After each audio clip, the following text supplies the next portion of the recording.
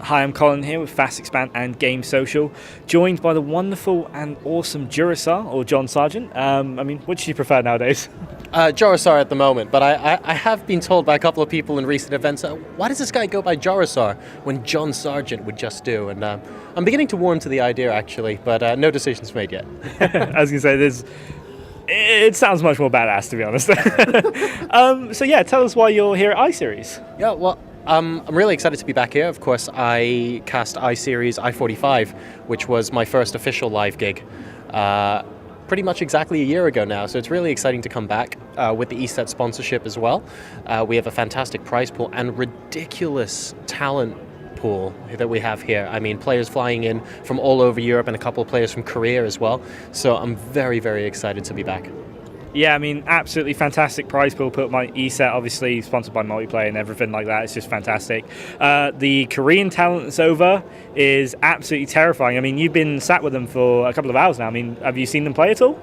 I was actually laddering just now, sat next to Crank, which was pretty scary to say the least. The guy just seems to be casually laddering, chatting to people on the side, sort of doing his thing. He's still just casually plonking out 258 pin and absolutely crushing whoever happens to be. I sort of look back again and this is proper GM ladder, and I'm like, how did he get 2 pylons in that guy's base? I don't even know. I wasn't even watching, and I'm desperately trying to keep track of his screen because he's doing so many things at once. But of course, it's not just Crank. We have a lot of other talent here. Sting is going to be trying to make his way through the bracket as well. And there's just so many people flying in from Europe as well. I bumped into Hasselhoffs at the train station. There are so many gamers in Telford right now that you literally can't walk anywhere without bumping into one. So definitely going to be fierce competition. Exactly, and you did say that, obviously you mentioned that you cast at 45. This is exactly a year later at 48. How you find it? It's much, much bigger, isn't it? I think Multiplay have done a fantastic job. I remember coming here at I-45, one of my fondest memories, we were talking about it walking here, was sat in the caster room with the casters from every single other game. So we had the fighting game caster. I think everyone except the fighting game, actually. I'm going to take that back. But we had 3 different shoot 'em casters. We had them, I think, Counter-Strike, COD, and somebody else. And TF2, that's right. And us. Sat in the same room, so there were no partitions between or anything, just cameras against walls, and we were basically out shouting each other for the weekend.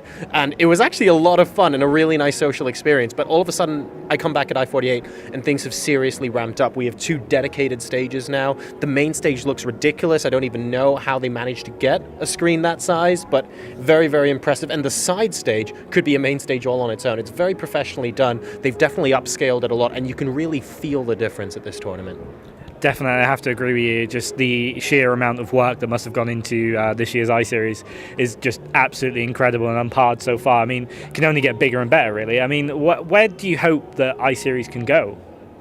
I think, iSeries has stood the test of time.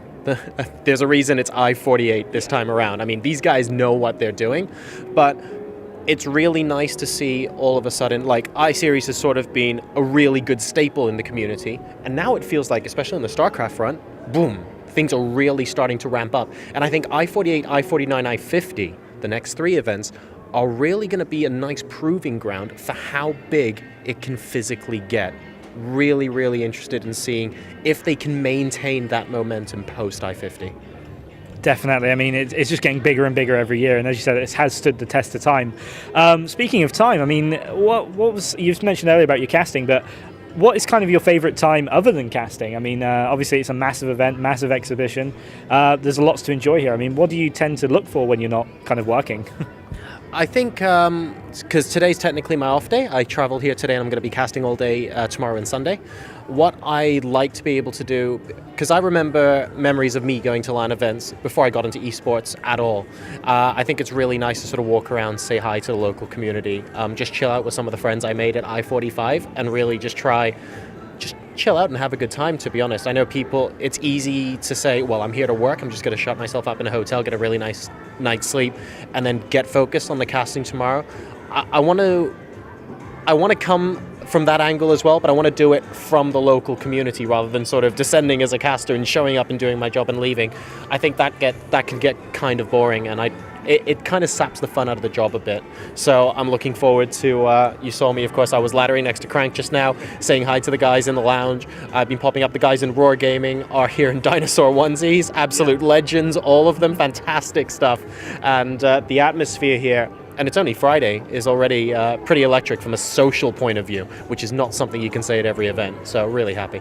No, I mean, we comment on that every now and again about iSeries just being massively social, a bunch of gamers obviously getting together, just enjoying it. I mean, it's what you want from a LAN, really. I mean, obviously you mentioned that obviously you have a lot of friends here from obviously the past, the present, and probably make a lot more tomorrow once you start casting. I mean, are you looking forward to casting tomorrow?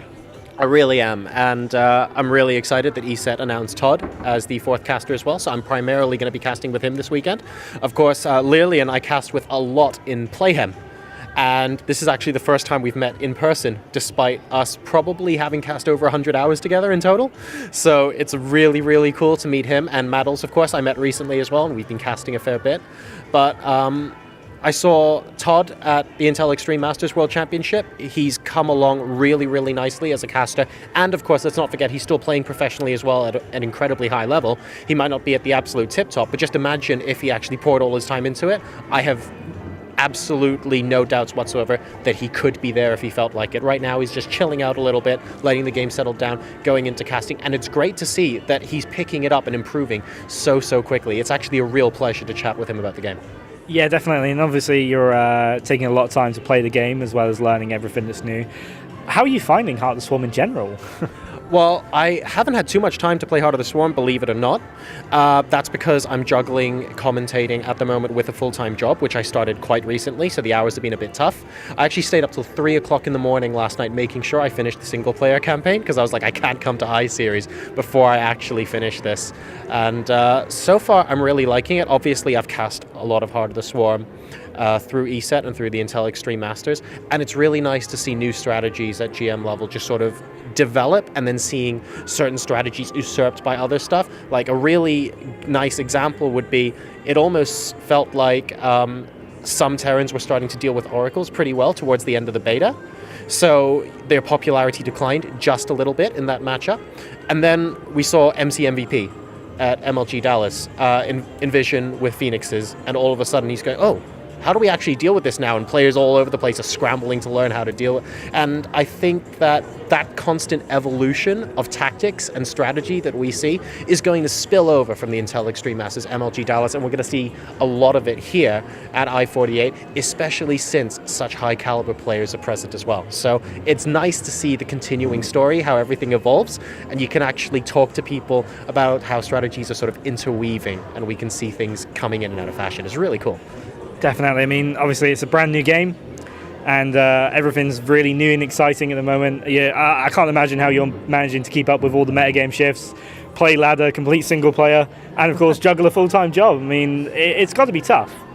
It is. It's it is quite tough, but I'm taking it in stride. I don't really want to make too big a deal out of it, because at the end of the day, it's what I choose to do with my spare time, and I quite enjoy it. It does mean that sort of for most of the weekdays, especially like on a night I'm casting, for example, I finish work at 6. I get home by about 6:55. I have to potentially set up a green screen and start casting from 7 till about 11, at which point I can think about getting a drink and a sandwich. But it's fun. I enjoy it. It's what I want to dedicate myself to doing, and hopefully onwards and upwards here. Like, I don't want the fact that I'm working full time now to detract too much from my commentary. And so far, actually, I think it's gone very well. Yeah, definitely. Obviously, you're showing up at a ton of events. You're casting pretty much all the time. I mean, I see you live pretty much every single day. It's just really impressive. The aura I'm getting around you is dedication. And obviously, you've seen the weather outside. It's still very, very bad. Did that kind of interrupt your travel here today, or? It didn't so much interrupt as shock me. So I came up on the train from London, and unfortunately there weren't any delays. But we sort of started hitting Birmingham, and I saw a couple of flakes of snow, and I thought, guys, it's almost April. Calm yourself down. But then I got on the train from Birmingham to Telford, and it wasn't a couple of flakes of snow. It had settled, and it looks like there were a couple of inches like on the tracks on the way here, and I was like, guys, come on, the Easter Bunny's going to hang himself at this rate. Nothing's going to get done. And hopefully all the gamers get here on time, of course. It is actually quite miserable outside, but we live in England. We're kind of used to it, to be honest. Yeah, we're used to kind of severe and strange weather, that's for sure. But I mean, you spoke about kind of what you're doing. What do you kind of hope to do in the future? I mean, the next kind of 6 months, a year maybe? I'm not 100% sure at the moment. A lot of things in my life are kind of up in the air. So job-wise, personal life, and of course gaming. I want to try and sort out my time management a little bit and figure out where things stand. I'd like to pick up and start playing a couple of other games as well. At the moment, because of other issues, not other issues, but other commitments just around job and life in general, keeping up with StarCraft in my spare time is pretty much like full time of the time that I have remaining. Before getting into StarCraft, I used to be a Dota player. So I'm looking forward to getting into Dota 2 a little bit in my spare time, and I already know most of the heroes. I used to play it at a reasonably competitive level, so that could be a lot of fun. And outside of esports, I'm looking to get back, because I've stopped for a couple of years now, hopefully, into competitive go-karting, which is something I used to do as well. So good fun. Interesting career choices there, John. Any sort of last thoughts or anything you'd like to kind of present or get out there? So if you guys want to check me out, I'm on both Twitter and Facebook at JoRoSaR, JoRoSAR. Do definitely check it out. And also, I just want to say, the next time you guys pop down to an event, definitely make it an iSeries event. The social atmosphere here is unparalleled from any event I've been to in the last year. In fact, I'm just going to put that out there now. Like, when we get to Saturday in the pub quiz, it's actually 1,000 nerds in a room partying. It's absolutely fantastic. And a big shout out as well to everybody who helped set up and make this event what it is. I wasn't here for setup yesterday, but I've heard stories from people. I've chatted to a couple of the volunteers this morning. And wait till you guys see some video footage of what's inside. They've done a phenomenal job, and I hope you guys will enjoy the rest of the weekend and the fruits of their labor. Absolutely, and definitely check out JoRoSaR when you have the chance. He's a pretty busy guy, but you have to find a lot of content by him. And yeah, guys, make an iSeries your first LAN, if not your last. Just definitely get down here. And yeah, I've been Colin with, of course, John, JoRoSaR Sargent. John Sargent sounds so much better, I'm sorry. So yeah, that's us. It's obviously, we're fast expanding game social. So yeah, get down to an iSeries if you can, and check out John. Cheers, guys.